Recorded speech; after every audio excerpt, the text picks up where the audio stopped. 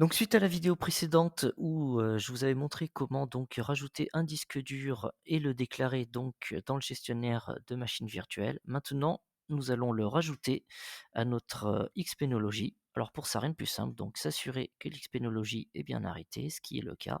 On fait donc modifier, on va faire ajouter des disques durs, nouveau disque dur, on va dérouler avec la petite flèche, on va mettre SATA 1. On va changer dépendant par indépendant persistant. On laisse approvisionnement statique mise à 0 tardive. Ici par contre, on va cliquer sur parcourir et on va bon voilà, ça a été directement sur HDD1. D'accord, donc très bien, on fait donc sélectionner. Voilà. Ici, vous voyez qu'on est par défaut à 16 gigas. Quand on crée un disque dur, c'est toujours, par défaut à 16 gigas. Je ne sais pas pourquoi, mais bon, c'est comme ça. Donc, ce qu'on va faire, et ben, on va marquer 1,81. Alors on va faire 1,81 et non pas 82 parce que je vais vous montrer, si on fait 82, on met de giga à téra, voilà ce qui se passe. Ça nous dit que, c'est trop important. Donc on met 81 et ensuite on fait donc enregistrer. Voilà. Donc normalement, voilà. Vous voyez, il y a la barre de progression, donc qui vous indique que c'est en train donc d'ajouter le disque dur à cette machine virtuelle.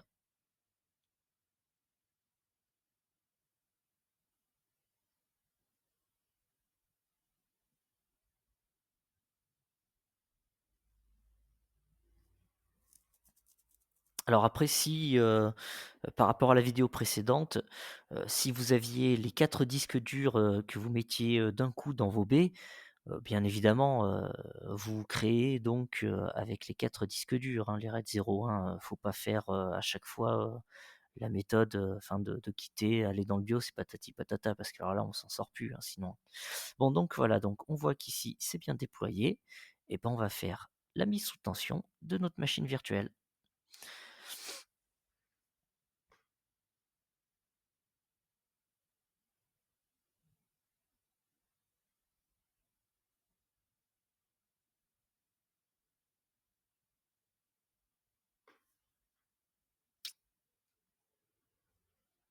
Donc voilà, je vais actualiser pour voir où ça en est. Donc vous voyez déjà, ça nous a déclaré 3 disques, bien évidemment, puisqu'on a le disque de boot de 50 mégaoctets, on a le disque donc, enfin la partition, sur le SSD qui nous sert, pour, héberger donc, Docker et l'ensemble des applications et l'OS tout simplement, Synology, hein. Et donc, les disques durs qu'on met dans les baies 1, 2, 3 et 4, donc c'est vraiment, des disques durs data ceux-là, pour le stockage. Alors où est-ce qu'il en est? Bon, il n'a pas encore fini de démarrer. Je le vois parce que voilà, vous voyez le CPU il est à fond.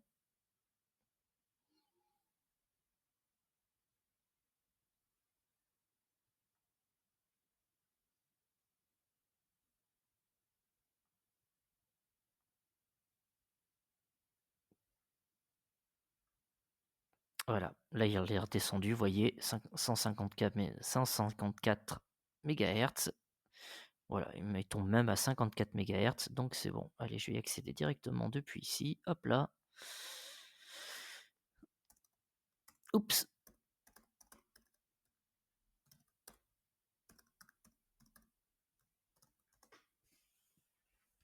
Voilà. Ah, je me suis trompé dans le mot de passe.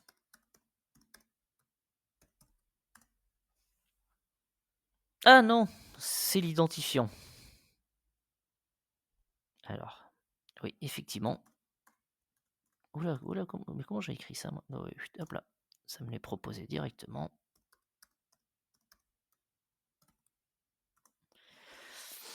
Ah voilà, c'est mieux. Beaucoup mieux même.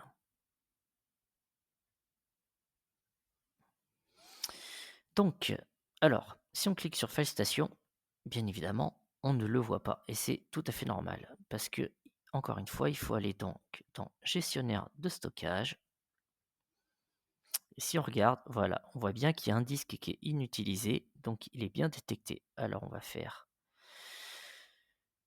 groupe de stockage, créer, meilleure performance, description, on va mettre HDD1 en basique. Alors après, si vous mettiez par exemple vos 4 disques durs, moi je vous conseille de faire, par exemple si vous voulez faire un RAID 5 via, Xpenology, je vous conseille de le faire donc ici en fait, depuis là. Vous voyez, vous avez les différents RAID qui s'affichent. Voilà, ce serait ici qu'il faudrait le faire plutôt que de faire un RAID matériel. Par exemple, si vous utilisez une carte contrôleur externe, comme c'est le cas moi sur, mon autre serveur, j'ai une carte contrôleur donc, P420. Mais voilà, vaut mieux faire un RAID, logiciel Xpenology qu'un RAID matériel, en fait. Enfin, moi, je vous le conseille. Après, vous faites comme vous voulez. Mais bon, là, la question se pose pas.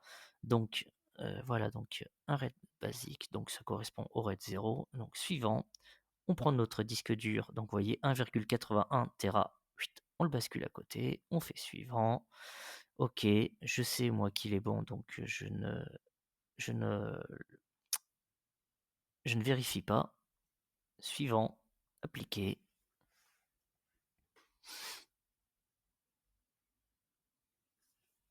Oui, OK. Allez, on va aller ensuite dans volume.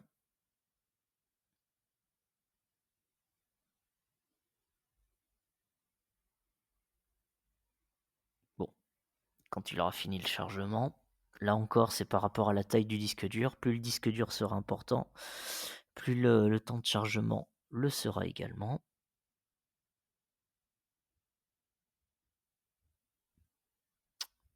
J'aimerais bien ne pas y passer la nuit, ce serait pas mal quand même. Bon, donc ça y est, voilà, ça a fini. Ça a mis à peu près une minute et demie. Pour nous mettre donc ce groupe de stockage, alors par la suite, on va créer un volume. Donc on va sur l'onglet volume. Ah, bah, ça va encore charger là aussi. Et ben on n'a pas fini.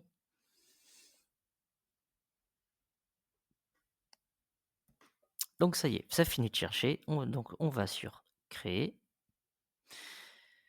Donc c'est bien notre stockage donc de 2 Tera. On fait suivant. Ici on va remettre HDD1. Suivant. On reste en BTRFS. Suivant. Appliquer.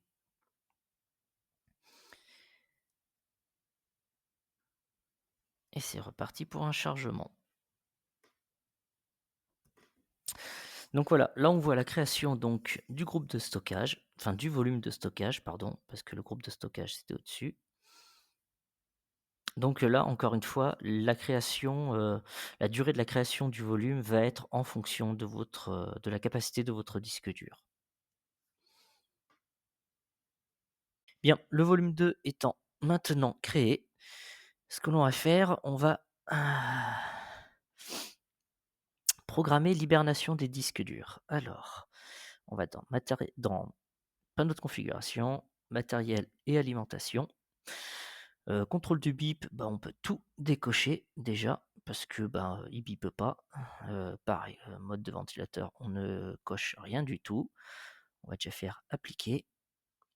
Rétablissement de l'alimentation, on n'a pas besoin de le faire puisque ça c'est, depuis le serveur qu'on peut le faire.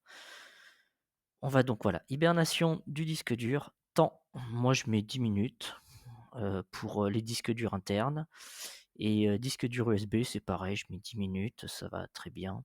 Si vous voulez activer les journaux d'hibernation, vous le faites, sinon il y a aucune obligation. Ensuite, on fait appliquer et voilà. On va voir dans File Station, donc le HDD1 n'est pas, visible dans File Station, c'est tout à fait normal. On va sur menu principal, panneau de configuration, dossier partagé, créer, encore créer. Ici, on lui donne donc le nom de HDD1. On choisit bien donc notre volume de 2 Tera, c'est le volume 2, donc voilà, ici, HDD1.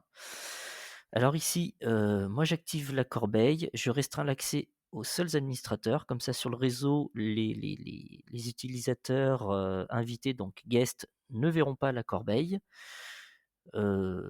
Pareil, les sous-dossiers et les fichiers admin, je les cache aussi. Par contre, bon, oui, lui je le laisse. Je fais suivant, on chiffre pas, suivant, encore suivant, appliquer. Voilà, donc admin lecture-écriture. Donc notre utilisateur lecture-écriture et en guest, je mets lecture seule. Voilà, ok. Voilà. Tant qu'on y est, on va régler pour le SSD. On va faire modifier. Je vais carrément cacher ce dossier dans les emplacements réseau. Comme ça, on ne le trouvera pas. On va aller ensuite dans... hop là, non. Voilà. Permission. On va mettre pas d'accès à l'utilisateur guest. OK. Parce que vu que le SSD, ce sont des données entre guillemets «sensibles», voilà, il n'y aura pas d'accès sur le réseau et comme ça, on n'aura pas de souci. Donc voilà. L'ajout donc d'un disque dur sur le serveur puis sous Xpenology est donc désormais terminé.